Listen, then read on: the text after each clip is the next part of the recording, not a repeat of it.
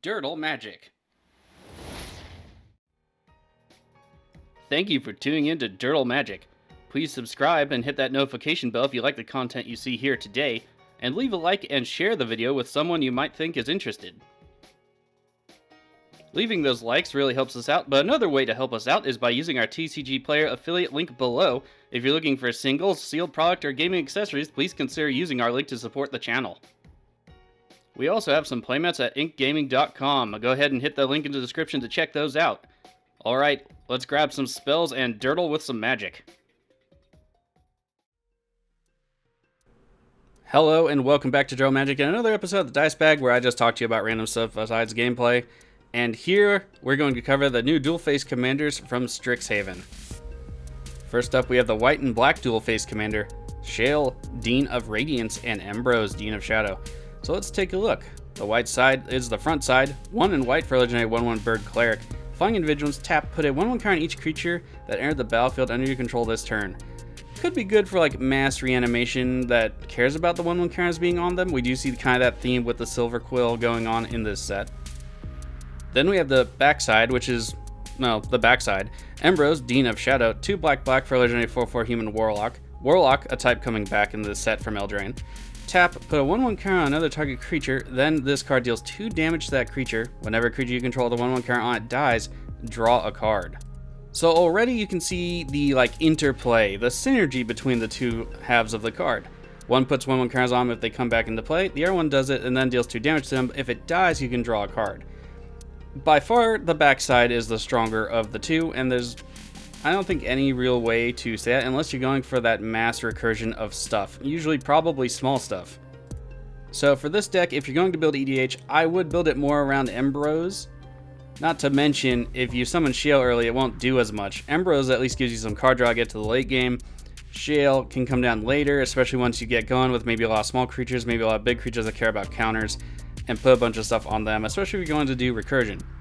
One of the things you're going to notice a lot about these commanders is why they synergize well with each other. Playing them in EDH is going to be a little bit more, it's going to be harder. I think these were very generally designed, and I've seen this online and I tend to agree with it, for actually 60 card decks. Which is good because not everything should cater to Commander. There are other formats. I know I only cover Commander and that's my favorite, but you know, other people play other kinds of Magic. And this is a perfect example where they planned for 60 card decks, other Eternal formats, if you know they're played there for whatever reason, well, because both halves have synergy with each other, so you can play both, especially if you draw a second copy and you just play the backside. So that's fantastic. Again, you're going to notice that a lot with these kinds of cards. Let's move on to the next commander.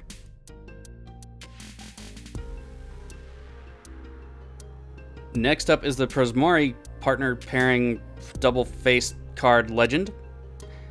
The front side is Ulvilda, Dean of Perfection. 2 blue for a legendary 2/2 Djinn Wizard, and its ability is tap. You may exile an instant sorcery card from your hand and put 3 hone counters on it. It gains at the beginning of your upkeep. If this card is exiled, remove a hone counter from it, and when the last is removed, you may cast it. It costs 4 less to cast this way. Now for this side in particular, we do have some colorless spells, just like straight up colorless coming out in this set. So that's where I think this is going. You could also maybe do this with artifacts and some other stuff too. A cost reduction of 4 basically makes this a little bit better than Suspend, plus you just tap and suspend it. So I think there's a lot of potential power here. It does have the tap symbol, so you can only do it once a turn. But I mean, you're in blue, you can untap stuff, right? So I really like the front face of this card. Let's check out the back. The backside is Nasari, Dean of Expression, 3 red for legendary 4/4 Efreet Shaman. At the beginning of your upkeep, exile the top card of each opponent's library. Until end of turn, you may cast spells from among the exiled cards, and you may spend mana as though it were any color to cast them. Whenever you cast a spell from exile, put a 1/1 counter on Nasari, Dean of Expression. So this partner pairing, or dual face commander, I like a lot more. Not only can you use Ulvilda earlier in the game, you can bounce it back to your hand because you're in blue and then cast Nasari to start dealing with your opponent's stuff. And potentially you could do it in time your spells rather, to where she can get bonuses from all the stuff you already technically suspended off the front half of the card. I think the synergy here is just a lot stronger than the first commander, and it's a lot more interesting, it's a lot more flexible. Sure, it's not card draw, but I mean, you're in blue. I don't think this has anything to worry about. I really like the design of this card. So far, of the two we've discussed so far, I like it the most.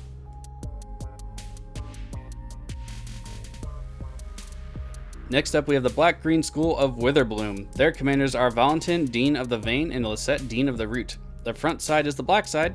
Black, 1/1 Vampire Warlock. Legendary, of course, Menace and Lifelink. If a non-token creature an opponent controls would die, and exile it instead, so it has some graveyard hate.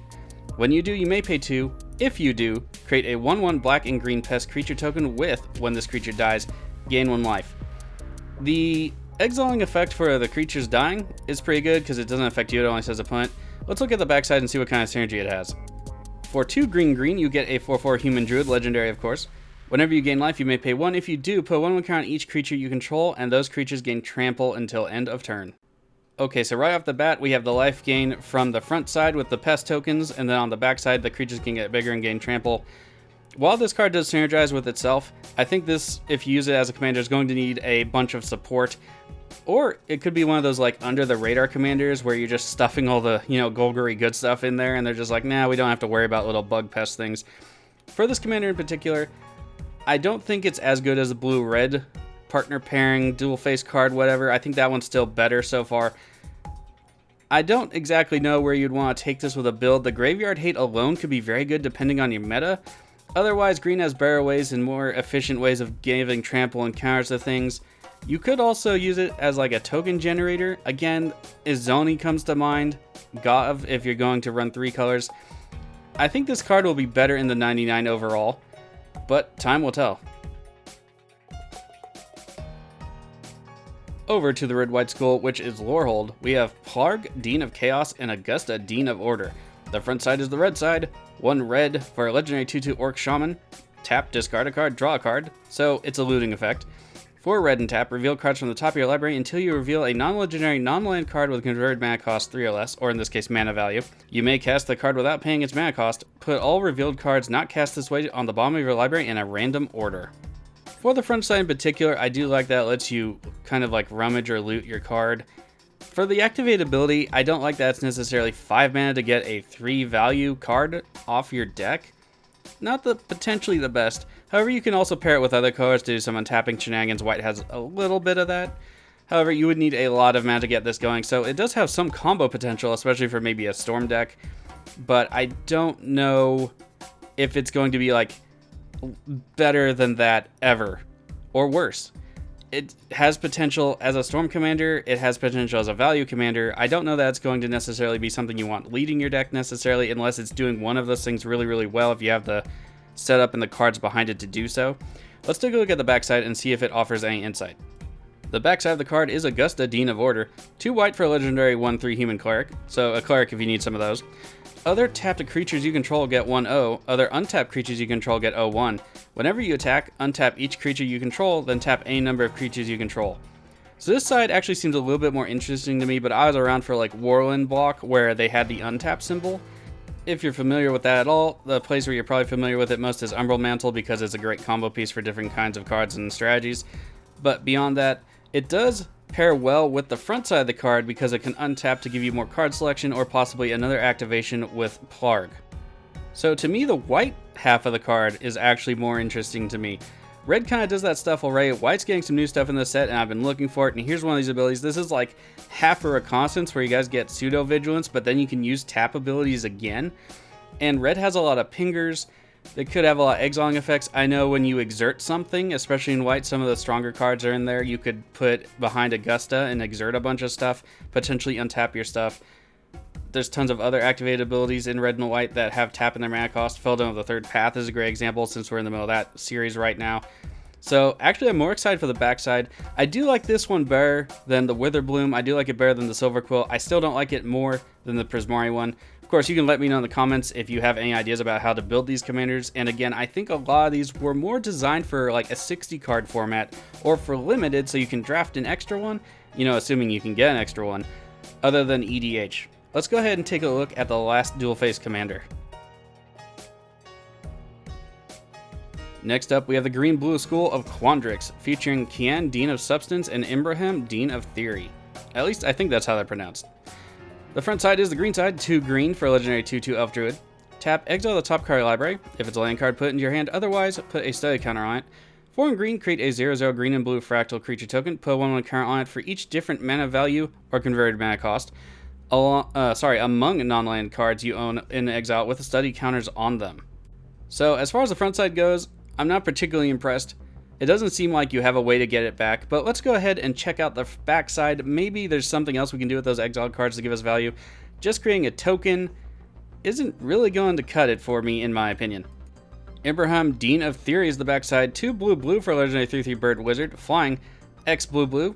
Tap, exile the top X card to your library and put a study counter on each of them. Oh, there we go. Then you may put a card you own with an exile with a study counter on it into your hand.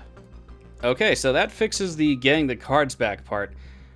Let's look at the ability though. X blue and tap. So for just blue and tap, you can exile 0 cards with study counters on them and get back a card with a study counter.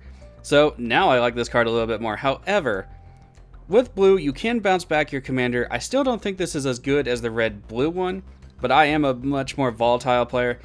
So because it just makes the tokens, it could be good on defense, and then you can store your cards away from being interacted with. I'm sure there's some ways you can do that and manipulate that just a little bit in green and blue. Specifically, I believe blue is starting to care about more stuff in exile, and red a little bit too, but here, since we're at blue-green, it's going to be blue. The study counters is an interesting thing. It kind of just stores them in your library, so it's an interesting flavor on the mechanic. As far as the card goes for commander, I don't necessarily know what you would put behind this commander. It seems kind of like it runs itself a little bit. Certainly getting and digging through your cards and having them, unmillable or unexilable, except by your own ability, is pretty good. Plus, the front side helps you ramp a little bit and prepares you for the back side, and then to summon the front side again to get some tokens. Could potentially be its own win condition in a more casual meta. Again, I don't know necessarily what you put behind this. It seems like a very good self-contained engine as far as that goes. At this point, maybe something that cares about when you cast stuff from exile, maybe instants and sorceries, maybe even just the creatures. Green-blue is really good at that. So I think it's a good way up front to stack up your strategy, get a bunch of cards into exile as fast as you can, then play the green side of it, and tap if you want to, but then create some tokens, then potentially have that Commander Dire get bounced back, play the blue side of it again, and then get a bunch of stuff back that you might want. And of course there's untapped shenanigans in blue, so you can do it there.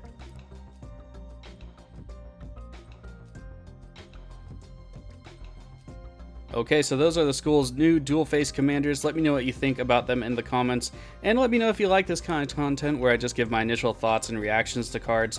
I don't go too in-depth on them. I just give my first thoughts on a deck, maybe what could be in it. Of course, I could be wrong. Maybe there's some deck. We still have a lot of cards yet to be revealed, so the mechanics may work out better than I anticipate initially, and we can revisit those.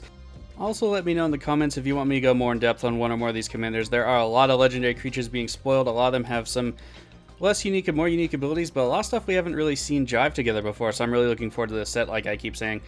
Anyway, I hope you enjoyed this video. I'll be back with more about Spoiled Legends later on in the week, next week, and so on, as long as we keep getting some awesome and interesting commanders. Can't wait to get my hands on these cards. Anyway, before I ramble on too long, stay safe out there, and I'll see you for the next video.